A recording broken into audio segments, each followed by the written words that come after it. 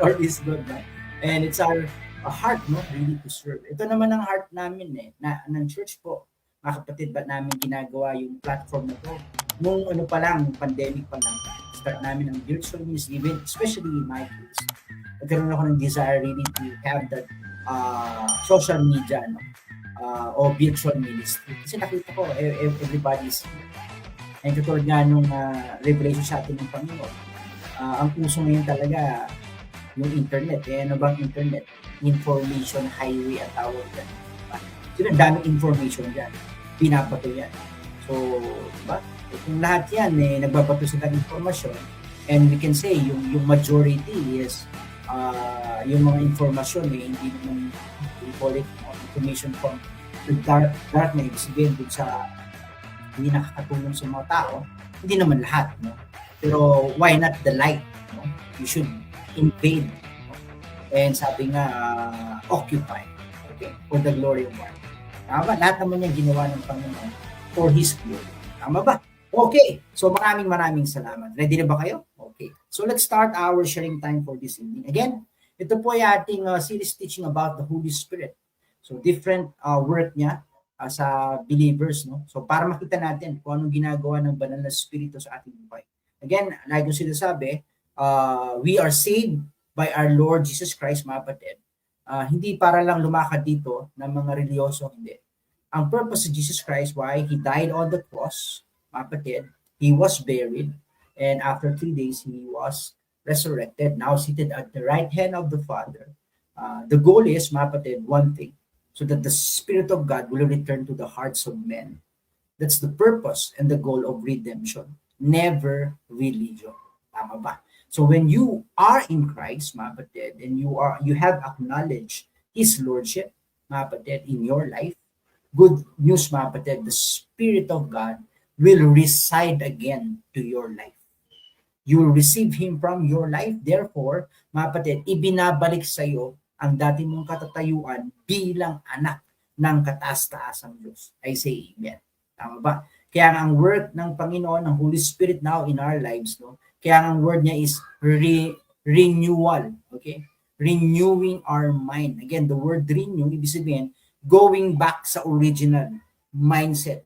Okay? Kung paano binigay ng Diyos ang mindset kay Adam, yung unang Adam, mga kapatid. Nire-renew niya yun, mga kapatid, binabalik sa original, mga kapatid. And for us to have our revelation now, the mind that we have is the mind, hindi lang nung Adam, but the original Adam, and that is our Lord Jesus Christ. Tama? Oh, I say amen. Kaya nga, you and I, we are blessed. Tama ba? Okay. Glory to God. Tayo pong magsimula. So, ang ating pong topic for tonight, ang ating pag-aaralan is the Spirit of Christ, my glory. Oh, I see. Amen. Siguro nakita mo naman yung mga title ko, no? Kinuha ko dun sa song. Kasi yung mga song na, yung mga title ng Holy Spirit, no? May personal song to the Holy Spirit. Kaya ginagawa nating series para mas maintindihan natin, no? Hindi lang natin kinakanta yung precious Holy Spirit, pero we understand every work ng Holy Spirit, every title na binigay sa Kanya. Okay? Para ma-appreciate natin kung sino siya sa atin at kung anong meron tayo sa Kanya. Oh, I say amen. So ating verse for this evening, we can see it, mga kapatid, sa Colossians chapter 1:27. So dito sa TikTok, you can open it in your e-Bible if you want. No? Pero dito, we have kasi PowerPoint. No? Ayan, the Spirit of Christ. So basahin natin. Sabi niya, to whom God will make known what is the riches of the glory of this mystery among the Gentiles. Okay? Sabi niya, which is Christ in you. Galing, ano? Ano daw yung glory o yung misteryo, no? Yung maluwalhating misteryo sa mga hintil, speaks you and I. Ano daw yon? Si Kristo ay nasa atin. Oh, grabe, no? Imagine how the Bible, no, present yung ating condition.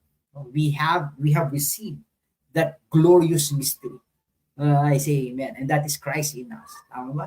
The hope of glory. Yun ang nilagay ni Paul, no? Ibig sabihin, when we say the hope of glory, that is the inner or inherent desire of every man, okay, to return to his original state. Yan mga kapatid. Kaya nga, lahat inherent sa tao is really to search, kapatid. Kasi may nawala sa tao. Okay? Kaya nga ginawa ng tao is to make his own way, kapatid, and that is religion. Okay? So, may purpose ang Panginoon, inalaw ng Diyos ang paglago ng religion para din makita natin na hindi yun ang solusyon. Say amen. Ang talino talaga ni Lord. Na ang solusyon, mga kapatid, is the kingdom of God, mga kapatid, living again in our hearts, and that is through the Holy Spirit. Tama ba, mga kapatid? So, that is the hope of glory. So, everybody is hoping for that glory. Ang good news, mga kapatid, you have it right now. Ulitin ko, the good news, mga kapatid, you have it right now. The glory, mga kapatid, that sabi nga, naging mailap. Kasi hinahanap ng mga tao, di ba? Oh, good news, mga kapatid, you have it. I say amen. You have Christ in you, the hope of glory. Imagine, mga kapatid, we have it right now. And that is our present condition, mga kapatid. Kaya nga, dun pa lang sa Revelation, mga kapatid, you can now say, and you can now shout, amen, and praise the Lord. Kasi why? You have the hope of glory. Sabi nga ng kanta, the search is over. The search is over. You were right before my eyes. Diba? Sabi ng kanta, the search is over. Why? Christ is in you right now. The hope of glory. Tama ba? Now, let's go to the first slide. Ibig sabihin, therefore, we can say that the Spirit, no, that is the great mystery, no, that Christ is in us, no.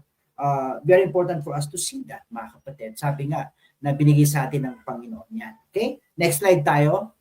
Sabi niya, the Spirit of Christ dwells within us. Okay? Within you. You have to have that revelation of it. Sabi niya, Romans chapter 8, verse 9. Now if any man have not the Spirit of Christ, he is none of his. Ang very powerful declaration ni Paul. Sabi niya, simple lang naman ito sa mundo. Okay? Pag wala sa iyo ang Espiritu ni Kristo, hindi ka sa Kanya. You don't belong to Him. Ganun lang naman, mga kapatid. Sinimplify ni Paul ang lahat ng bagay. Pag pinapagtatalaw dito sa mundo, it's not about religion. It's not about, mga kapatid, being a member of a sect or a denomination. It's all about having the Spirit of Christ in you. I say amen. Now, you are His. Tama ba? So, therefore, we can say that the Spirit of Christ is the living presence, mga kapatid. Tama ba? In our lives today. Tama ba? He is. He's in our life today. Si Lord Jesus Christ. No? Yung kanyang Spirito. Sabi niya, the glory of the believer's life, mga kapatid, is not found actually in earthly achievements. Gusto natin yan. I'm not saying na wag tayong mag-pursue o mag-goal ng earthly achievements. No? Ang point ko, mga kapatid, hindi yan ang goal and main point of life. Actually, earthly achievements, mga kapatid, will be a fruit of your life in Christ. Ulitin ko, earthly achievements is just a fruit of your oneness in Christ. Tama ba? Kaya nga, ang yung number one priority is to see that you are now one with Him. And you are in Him and He is in you. That is the relationship. Tama ba? At dun palang, mga kapatid, that is the goal of life. And everything will follow.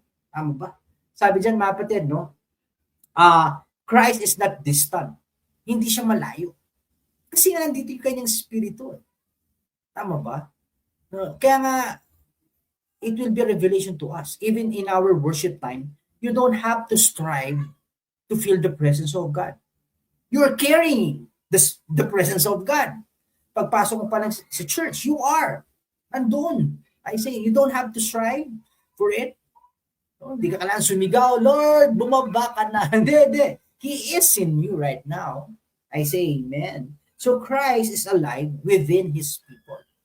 Tama ba? Kaya nga tawag sa atin, the body, hindi naman sinabing the body of Jesus.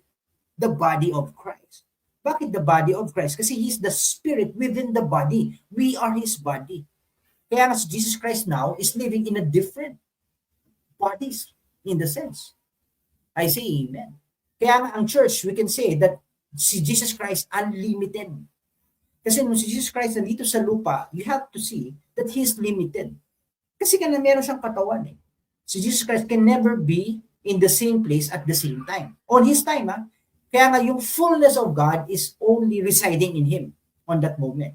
Tama ba? Kaya ano sinabi ni Jesus Christ, it is for you that I will go home. Doon sabi niya, aalis ako eh. Pero sa inyong kapakinabangan. Ano niyo bakit sinabi ni Jesus Christ yun? Kasi nga, pag nandun na siya, nakaupo na siya, sabi niya, He will release the Spirit. I say amen. No? Oh, hallelujah. Yun ang context na mga kapatid. That His Spirit will reside in every believer. Hallelujah. Mga kapatid, namnamin nyo nga yun, mga kapatid.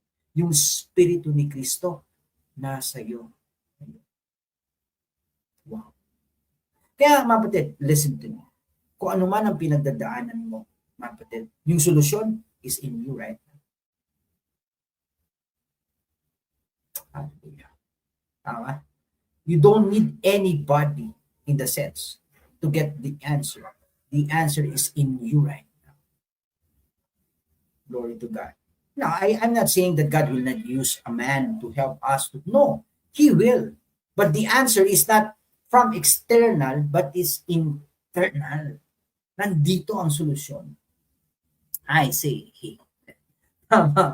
Oh, glory to God. Amen. No? Sabi niya, His Spirit makes us what? Partakers of His divine life. Oh, hallelujah. Partakers. Oh, I see. We have His divine life. Yun ang sinasabi ko lagi eh. Yung naging revelation sa akin yan. I always declare His life in my life, in my body. Tama ba? He is my life. No? He is my strength. Lahat yan eh. Siya eh. Sabi niya, and you have His, ano yan, yung immortality ang tawag, no? Kasi yung mortal speaks of the natural. Yung immortal speaks of the spiritual. And good news, mga batid, yung immortality is residing inside of you, right? Glory to God. I say amen. Tama ba? Oh, kaya sabi ni Pablo, naapektuhan yung lalagyan. Glory to God. Okay? So next slide tayo, mga batid. So therefore, we can say, no? Ayan. Okay? Doon muna tayo. So, okay. Thank you. Ayan, sabi niya, the Spirit of Christ. Okay. Wait. Pauna yung temple sa akin. Wait lang ha. Okay.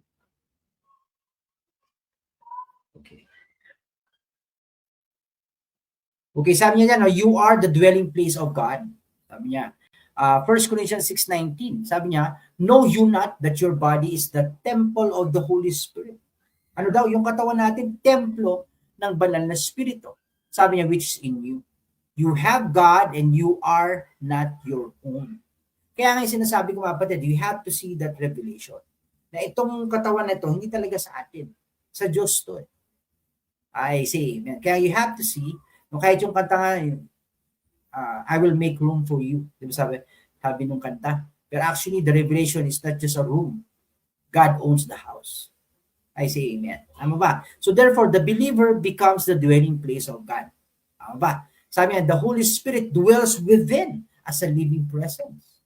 Living, hindi, ang term living, ibig sabihin, active, never passive. The Spirit of God is never passive. He's an active siya living, working in our lives.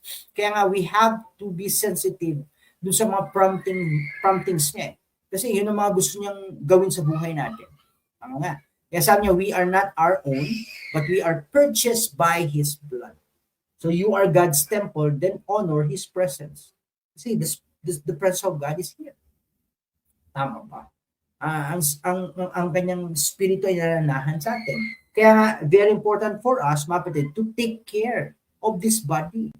We have to take care of this body. Kasi this is the temple of the Holy Spirit.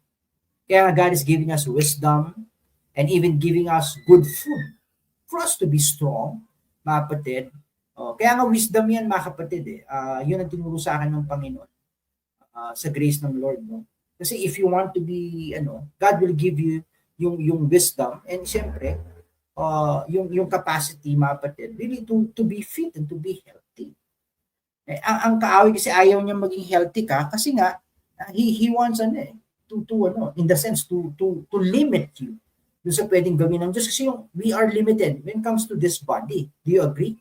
Yes, our spirit, walang limitasyon yan. But our spirit, mga kapatid, is living inside this body. So in this realm, the most important part of yourself is your body in this realm. Kasi kung wala yung katawan, hindi ka makaka-iral dito Uuwi tayo pag wala ito Kaya dapat, sa grace at wisdom ng Panginoon, mga kapatid, we have to take care yung ating katawan, mga kapatid. You know what I'm saying, mga kapatid. Let the wisdom of God teach us how to take care of this body. I say amen. Kasi this is the temple of God. Kaya sabi na pa, pag nasira niyan, di ba? Pero ito nga kaya nga ang Diyos nagbigay ng kanyang healing. Diba? Kaya nga may kagalingan. Kasi nga, so that this body will continually be in this realm para yung purpose ng Diyos sa buhay natin mangyari. Oh, glory to God. Amen ba? Sige nga, next slide tayo, inaanak. Direct, next slide tayo, direct. Sabi niya, Christ in me, sabi niya, is my true glory. Ayan, malino yung mga kapatid, no? Sabi niya, yung human glory fades. Nag-fade yan human glory.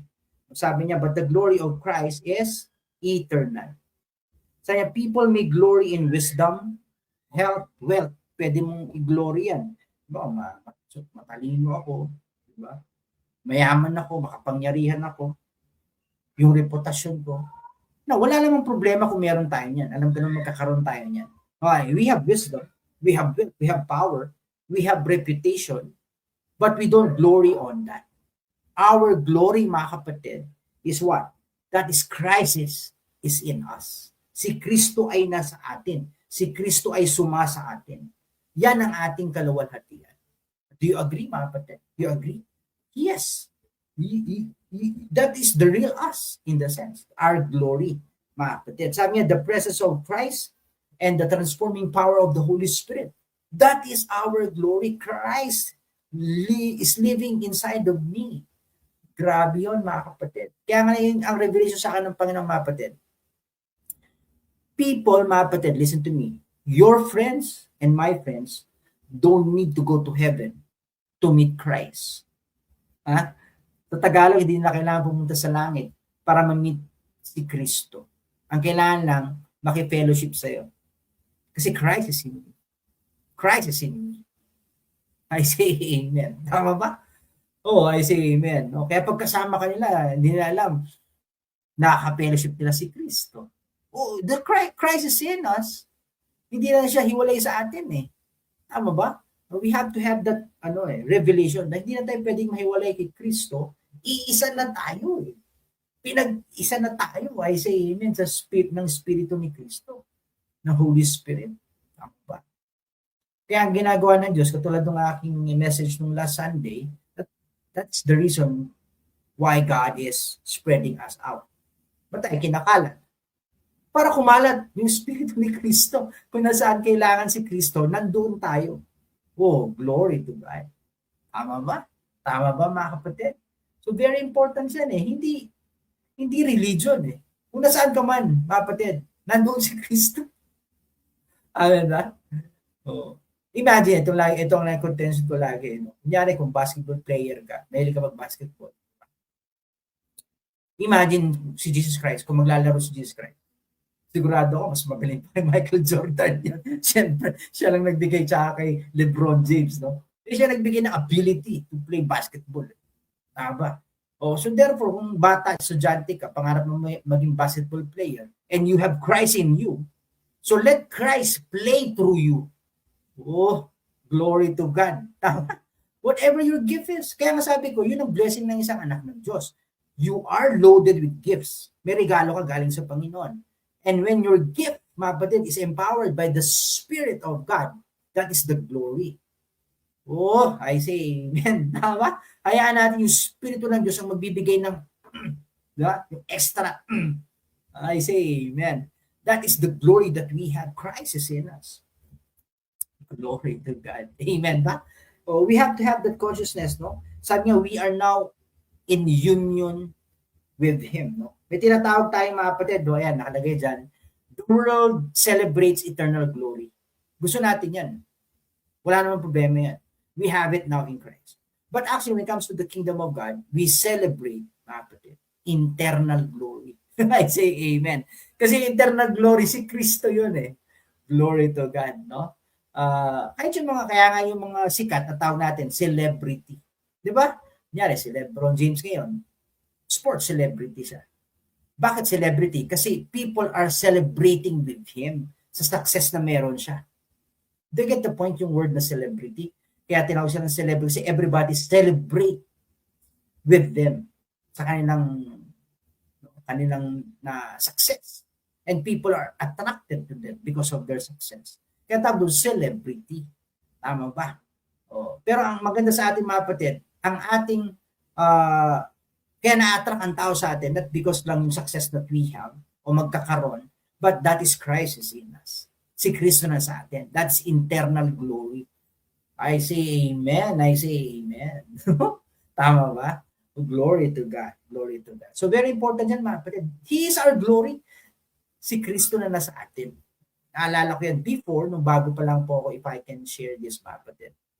Although bibilisan ko kasi hahabulin ko yung third quarter ng halftime na game 4. Okay, natuloy natin. So, testimony lang. No? Nagsimula pala ako mag-preach ng Word of God.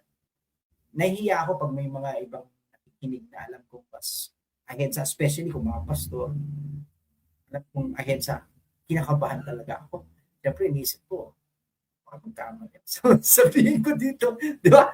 Siyempre, you're growing pa in your, siyempre kasama yun, no? Para kang natatakot to anything. Pero one thing that I've discovered, na napalaya ako, ano mo ko, ano yun? Nung nalaman ko na yung regalo ko is unique sa akin. They have their gifts, I have my gift. So whenever I'm manifesting my gift, using my gift, it is original. Even yung mga revelation na bigay ng Diyos, mga kapatid. Maring pare-pareho tayo na sabihin. Pero iba pag ikaw magsalita, that's your uniqueness na binigay ng Diyos. Ba? Kaya when it comes to our gift, very important yung uniqueness mo. Sabihin, knowing yung who you are whenever you do your gift. Ba? Yun yung tinatawag nilang originality. Pero pare-pareho lang naman sinasabi, pare-pareho naman eh. Pero yung gift na binigay sa iyo ng Panginoon. Amen? Okay. Next slide tayo mga kapatid. Direct next slide tayo. Ayan. Ay sinabi ko na kanina yan, yung fading, yung glory of man, eternal glory. Ayan. Okay? Ayan. So the Spirit of Christ transforms me into glory. Kaya sabi ng 2 Corinthians mga kapatid, we are changed, no? From glory to glory. I say amen. Kaya ang tawag natin yan is yung progressive. Now, ang point ng progressive mga kapatid, hindi ibig sabihin yung si Lord nagpo-progress, no? Hindi. Nandun na siya sa atin. Yung ating revelation of it, of who we are, nagpo-progress. And pag nagpo-progress yun mga kapatid, yun ang nagmamanifest in our lives. Tama? Do you get that, mga kapatid? Ibig sabihin, our spirit in Christ is already one in Him. Kaya kailangan yung mind natin ma-align. Kaya ang tawag doon, revelation, discovery. And that is the economy of the kingdom of God. Sa economy kasi ng kaharian ng Diyos, what you discover, mga kapatid, you will manifest. Ganun yun. Kaya nga tayo nag-aaral ng salita ng Panginoon so that we can discover, mga kapatid, who we are and what we have. So that we can manifest it in this life. That is kingdom economy. Siyempre, paano mo matatayuan o pangahawakan kung hindi mo alam? I say amen. So very important yung discovery. And that is the work of the Spirit of God. Kaya the Spirit of God is changing us from glory to glory. Ibig sabihin, yung ating understanding, yung ating revelation of who He is and who we are, mga kapatid, is tumataas, lumiliwanag. So therefore, yung ating transform in the image, in the sense, pag-project ng imahe ng Diyos, kasama yun. The more we grow in Him, yung ating knowledge of who and what we have in Him. Ayun yun mga kapatid. Kaya nga, the Spirit of Christ transforms me into glory. Ang ganda yan mga kapatid. Kaya nga, Ibig sabihin, kung ganun ang ating mindset, mga kapatid, no? It is the work of the Spirit of God. Eh. Hindi natin work, kaya you don't have to strive for it. The key is just to feed and feed and feed. Diba? Parang caterpillar. Kain lang ng kain yung caterpillar, kain lang siya ng kain. Pagtapos ng kain niya, pupunta yan sa chrysalis. O may nag-transform na. Metamorphosis. Okay? Naging butterfly. Ganun yung ginagawa ng Panginoon sa atin. Kaya ako naniniwala, even sa life ng isang believer, meron ding tinatawag na isolation. That God is isolating us. No? That is for us. Kasi nga God is working in our lives. Then there will be a time of what? Unveiling the glory. I say, glory to God. Sige, next slide tayo, mga kapatid. Para, sabi niya, the Spirit renews me. Renews our mind, produce holiness. Now, sinabing produce, that holiness is already in us. Okay, parang fruit. Di ba? Ang puno, hindi yan nag-i-strive para mamunga. Pinakita ko ba ng puno, nanginginig pa, mamunga ako. Walang ganung puno, mga kapatid. Relax na ang puno. Bakit alam niya, in my season, I will bear much fruit. Oh, I say amen. That's the life in us. That's the work of the Spirit of God. Tama? Sabi niya, it reflects Christ through our lives. Okay? Ang dating word na ginamit din, no? Ang light ng Diyos sa atin, hindi lang nagre-reflect. Radiate. Pag sinabi sing radiate, it comes within. Nagra-radiate. Kasi reflection is galing sa external yung, di ba? Pag nagre-reflect ka, may reflector ka, so galing sa labas, yung liwanag, nire-reflect mo. Diba? Pero sa akin kasi mas magandang word na radiate. Kasi radiate is within. Kasi nandito siya. So, pag nakikilala natin siya, nandiyan na yung liwanag, nire-radiate natin. Yung liwanag ni Kristo. I say amen. Very powerful. Sabi, the more we yield to Him, Christ is revealed in us. Yun ang maganda. Kaya, you don't have to strive. Just yield to the Spirit of God. Just enjoy your fellowship with the Spirit of God. Enjoy your moment with the Spirit of God. Yun ang susi dito sa buhay na ito. Amen? Okay, next slide, mga kapatid. Sabi niya, the Spirit of Christ gives what? Victory.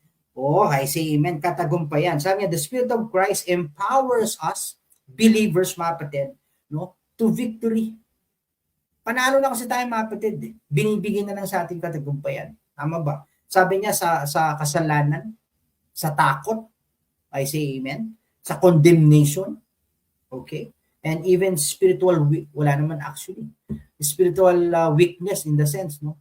Our spirit is not weak in the sense, no? Pero ang point ko dito, mga kapatid, is yung times that you are as if you feel weak, but we are not, no, in the sense. But God, the Spirit of God will empower us, no, to see, baga sa sport, yung second win ng isang atleta, no, for us to see. Nabasahin mo na natin yan. Romans 8:37, yet in all these things we are more than conquerors through Him that loved us. See? But daw tayo more than conqueror, mga kapatid? Because of Him who loved us. So our victory is not self-produced, mga kapatid, but it flows from Christ within us. Ang ganda, no? Kaya nga, we can say, mga kapatid, that the Spirit of Christ in us, that is our glory. Yun ang ating kaluwalhatian, mga kapatid. Ang gusto ng Panginoon is that our mind, mga kapatid, our minds to be aligned with the truth. No?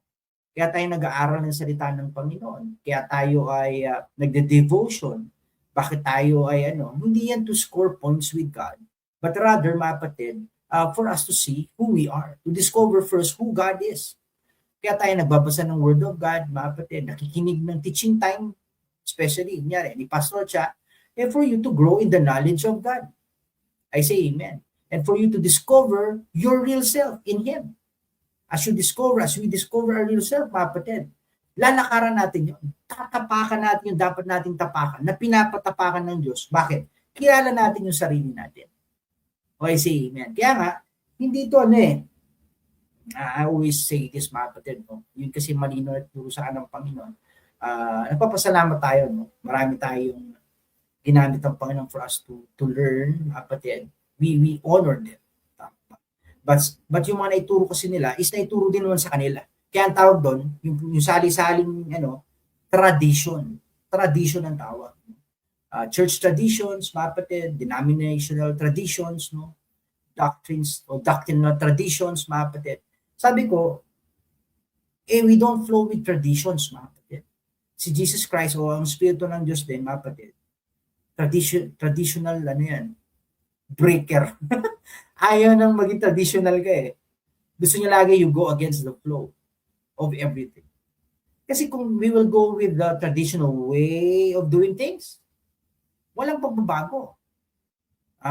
So gagawin ng Diyos, you will go against the flow, mga kapatid.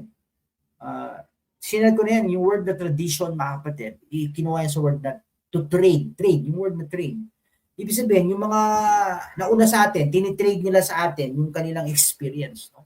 Yung kanilang mga naranasan, effective naman kasi naranasan nila. So that's why they are trading it to the next generation. Ito, effective to, gawin nyo to. No? Now, wala namang problema in the sense kung titingnan natin. Kaya lang, tayo naman, mga next generation, we have to see na yung kanilang oras na kanilang nilalakaran ay iba na sa oras na nilalakaran natin. We are walking and living in a different reality now. Kasi nagbabago ang panahon Tama ba? Kaya hindi pwede yung tradition. Kasi yung experience nila yun That is their own. Now, we can learn from them in the sense, ang matututunan natin sa kanila is mga principle, but never their experiences. Parang ganito yan We always say this, no? That the best teacher or experience is the best teacher or the great teacher. Hindi naman sa lahat ng pagkakataon. Hindi sa lahat ng pagkakataon Kasi nakita ko, yung experience mo pwedeng hindi ko experience. Pwedeng magkaiba tayo ng experience. So hindi mo pwedeng itulak sa akin yung naranasan. Kasi pwedeng hindi yun ang nararanasan ko at mararanasan ko Ang pwede mong maituro sa akin is yung prinsipyo na natutunan mo dun sa experience mo. Kasi principles in life will not change. Principle yun Kaya nga tawag na principle, first, original. Hindi pwedeng mabago yan Ang Word of God, kaya tawag yan principle ng Diyos. Ibig sabihin, yung oracle ng Diyos is hindi pwedeng mabago. Original yun Tama ba? Ibig sabihin, sa tradition, pwedeng makita yung principle, pero never the experience. We have our own way. The Spirit of God will give us kung paano tayo mag-flow on this generation. Do you get my point, mga kapatid? Kaya nga nakakatawa when you're flowing with the Spirit of God. Kasi hindi ka routinary. Kasi nga, you go with the flow of the Spirit of God. If the Spirit of God say, go left, you're willing to go left. Go right, you're willing to go right. Kasi you're flowing with Him. Walang struggle. Actually, nagkakaroon ng struggle sa isang believer when we go against the flow of the Spirit of God. Yun yung struggle Imagine if the Spirit of God wants you to go left and you want to go right. And the Spirit of God will never force you. Tama? Hindi kayo force ng Diyos You have your own will. Kaya lang may struggle. Kasi yung hatak niya, papunta ka rito, papunta ka dito. So may struggle. Kaya tinuturuan tayo to let go and let you flow with God. Then, walang struggle. God will lead you and flow you to your destiny. That's what I've learned from the Lord. No? Lahat naman nangyayari sa atin. Part ng yan. Learning time, growing time. But one thing that I've learned is go with the flow of God in everything. Importante yan. Kaya nga, sabi nga, maganda sa atin, no? Especially now, is the revelation of our victory in Christ. Panalo na tayo, mga kapatid. Anong pinagdadaanan natin ngayon? Panalo ka na dyan. Sigurado. I say amen. Tama ba? Everything will align sa plano ng Diyos sa atin. I say amen. Marami naman tayong pinagdadaanan sa buti. Tingnan mo yung mga pinagdaanan mo sa life. Lahat naman yan. Magpapasalamat kayo. Kasi lahat na nangyari yun ngayon, inalain ka sa dapat mong puntahan. At kung sino man tayo ngayon, because of that. Dahil dun sa mga ating naranasan. Amen? Okay. So, praise the Lord, mga kapatid. Salamat sa inyong pakikinig. I hope that you have been blessed, no, by the word of His grace. Kung na-bless kayo mga kapatid, just type the word, I am blessed. Ayan, no? Patuloy kayong pagpalain ng Panginoon. Tama ba? Ayan, thank you, Nol. Ayan, shout out kay Nol dito sa TikTok at kay Jam. Salamat sa panonood. Ayan. Thank you sa gift. Ayan, you are blessed, Nol. Dito sa FB, no, salamat sa ating mga kapatid. Shout out muna natin yung mga dumating na hindi ko na shout out direct. Ayan, meron ba tayo? Sister Chen, no? Ayan, Sister Chen, ayan. Grace evening, ating kapatid sa Cambodia. At si kapatid na si Glendy Israelianes. Hello, shout out. Thank you, you are blessed. Thank you, bro.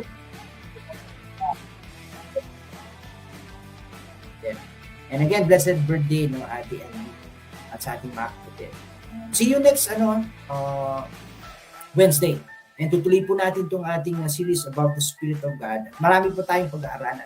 Actually, nakaka-excite itong ating Breaking Boundaries kasi we are rediscovering mga kingdom principles, but we are using the lens of grace. Yun ang maganda. Tinuturo natin ang kaharian sa perspektibo ng biyaya. Okay? Kaya sabi ko nga, huwag kayong bibitiw mga kapatid. Every Thursday, Pastor Cha, no, sa grace ng Panginoon, sa mga pagtuturo niya sa atin. And I'll be teaching that, no? For us to see yung full view of ministry. Ministry is never to strive, di ba? Ako personally, kunyari kung ako ang pastor mo at sabihin mo sa akin, pastor, medyo napapagod ako sa ministry. Pwede ba ako magpahinga? So, sige, you go rest. Kasi ministry should not be a burden to us. It's either dalawa lang yan. It's either you are out of place, what you are doing, o the Lord is dealing you with something. Ganun lang naman yun. Pero one thing that I've learned, nung nagkaroon tayo ng revelation sa biyaya ng Panginoon sa karya ng Diyos, ministry, mga kapatid, is life. Parang ibon. Research yung ibon. Nag-research ako yung ibon eh. But yung mga ibon, yung mga migratory bird, ang lalayo ng nililipad niya, di ba? Napapagod ba yung ibon? Hindi. Why? They are created to fly. And based ng mga scientists sa kanilang studies, the more a bird lumilipad, the more silang lumalakas. Kasi they're using their gift. Kaya they can fly kahit gaano kalayo. At na-enjoy nila yun kasi they're created to fly. Anong point ko, mga kapatid? You have to discover your gift, your purpose. You have to flow with it. Kasi dapat yung ginagawa mo, it gives you life. Pag ang ginagawa mo, it burns you out, you have to stop and ask the Spirit of God to guide you. Kasi dapat yung ginagawa natin should give us life in everything. Even sa ministry. Diba? It gives you life. It gives you excitement. Anyway, the Lord is good. Salamat mga kapatid. Marami pa tayong pag-aaralan, marami pa tayong pag-uusapan dito every Wednesday. So kung may mga question kayo dyan, pwede yung i-type dyan. Babasahin namin po yan. And tatry namin sagutin sa susunod na ating pagkikita. Pero salamat mga kapatid. Tayo po yung manalangin at dumako sa Panginoon sa pananalangin. Sama-sama tayong manalangin mga kapatid. So let us pray. Hallelujah. Father God, again, thank you for this time. Salamat sa mga kapatid ko. Nagbigay ng oras dito sa FB, dito sa TikTok. I do pray na saan man silang dako ng mundo, I speak blessing, I speak favor in their lives. At kung meron kang specific na panalangin, we are praying for healing, physical healing, o meron sa kapamilya mo, I release healing right now in the name of Jesus Christ. Yes, Lord. And if you're praying for opportunities, Lord, let the opportunity come to you. Let the Lord open doors for you in the name of Jesus Christ. Even emotional healing, I speak it in the name of Jesus Christ. Relational healing in the name of Jesus Christ. So thank you for this time, Lord. As we come to you this evening, Lord, again, salamat sa iyong biyaya. Lord, everything we give it to you. So as we close, Lord, we give you the glory and we give you all the glory. In Christ's name we pray. Amen. Ayan. So maraming salamat mga kapatid.